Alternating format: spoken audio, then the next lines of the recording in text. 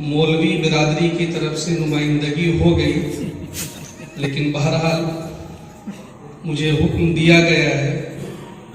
کچھ باتیں as a student ایک طالب علم کی حیثیت سے عرض کرنا چاہوں گا۔ میرے بزرگوں، شاہین گروپ کا جو انٹروڈکشن ہے، میرا خیال ہے ہم سب لوگوں کے سامنے، چاہے وہ دینی تعلیم یافتہ ہوں یا دنیاوی تعلیم یافتہ، سب لوگ جان رہے ہیں کہ شاہین گروپ کیا ہے اور اس کی خدمات کیا ہے۔ ہمارے اس شہر میں جناب عبدالحسیب صاحب اور ان کی ٹیم کی کوشش سے یہ گروپ یہاں پر آیا۔ میں ان کو مبارکباد پیش کرنا چاہتا ہوں،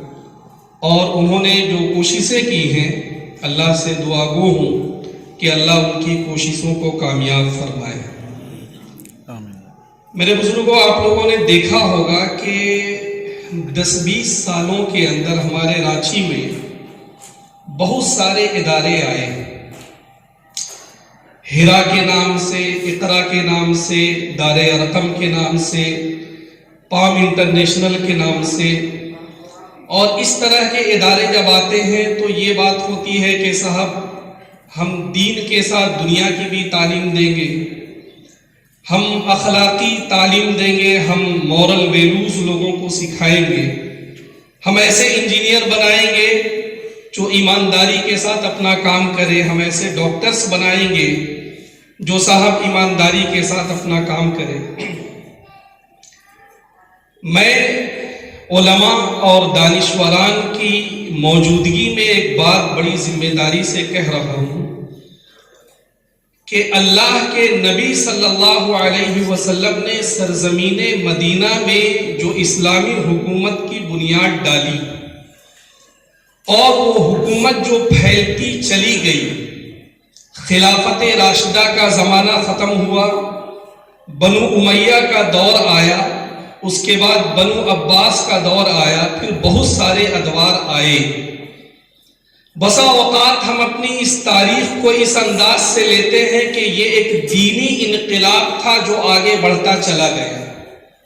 یقیناً یہ ایک دینی انقلاب تھا، لیکن اس کے ساتھ ساتھ ہمیں یہ بات بھی یاد رکھنا چاہیے کہ محمد عربی نے جو انقلاب برپا کیا وہ ایک سیاسی انقلاب بھی تھا، وہ ایک تعلیمی انقلاب بھی تھا، وہ ایک سماجی انقلاب بھی تھا، اور یہ انقلاب جب اپنے عروج پر تھا تو ہم تعلیم کے میدان میں دنیا کی قیادت کر رہے تھے، ہم تعلیم کے میدان میں لیڈرشپ نبھا رہے تھے۔ آج اگر اس طرح کے ادارے ہمارے یہاں قائم ہو رہے ہیں تو میں یہ سمجھتا ہوں کہ ان کو اپنے سامنے یہ ویژن رکھنا چاہیے کہ امت مسلمہ جو ایک بلند مقام پر فائز تھی، وہ سماجی اعتبار سے، سیاسی اعتبار سے، تعلیمی اعتبار سے، لیڈرشپ کے جس مقام پر تھی، امت مسلمہ پھر سے اس مقام پر آئے۔ اس کے لیے ہمیں کوشش کرنا چاہیے۔ اگر آپ کہتے ہیں کہ صاحب ہم ایک ایماندار، امانتدار اور دیانتدار ڈاکٹر اور انجینئر بنا رہے ہیں، میں یہ سمجھتا ہوں یہ بہت چھوٹا مقصد ہے۔ ہمیں اپنے سامنے یہ مقصد رکھنا چاہیے کہ تاریخ میں ہمیں جو مقام ملا تھا اور ہم اپنی نااہلی کی وجہ سے اس مقام سے جو گرا دیے گئے، ہمیں دوبارہ پھر سے اس مقام کو حاصل کرنا ہے اور دنیا والوں کے سامنے یہ ثابت کرنا ہے۔ میں یہاں پر یہ عرض کرنا چاہوں گا کہ حضرت مولانا علی میاں رحمۃ اللہ علیہ، انہوں نے ایک کتاب لکھی، اس کا نام ہے ماذا خسر العالم بانحطاط المسلمین، یہ عربی میں کتاب ہے۔ اس کا ترجمہ یہ ہے کہ دنیا کی جو انسانی برادری ہے، مسلمانوں نے جب قیادت چھوڑی، اس قیادت کے چھوڑنے کی وجہ سے